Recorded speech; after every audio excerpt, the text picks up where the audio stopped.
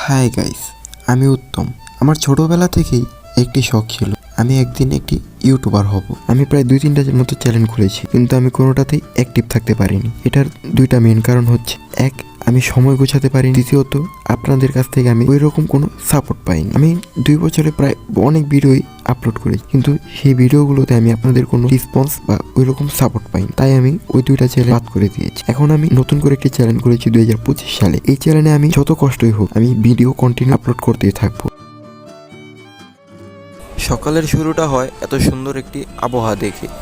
এরপর কিছুক্ষণ ব্যায়াম করে বেরিয়ে যাই হসপিটালের উদ্দেশ্যে, কারণ আজকে হসপিটাল থেকে একটি রিপোর্ট আনতে যাব।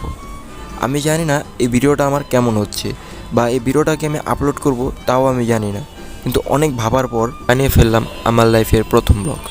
আমি জানি আমার এই সফরটা অনেক কষ্টের হতে যাচ্ছে, কিন্তু আমি যদি একটু চেষ্টা করি তাহলে আমি এই সফরে সফল হতে পারবো। আর কষ্টের ফল যে সবসময় মিষ্টি হয় এটা আমরা সকলেই জানি। একটি ব্লগ ভিডিও শ্যুট করার জন্য আমাদের প্রয়োজন কিছু ভালো বন্ধু এবং ভালো ক্যামেরা, কিন্তু এই দুটোটার কোনোটাই আমার কাছে নেই।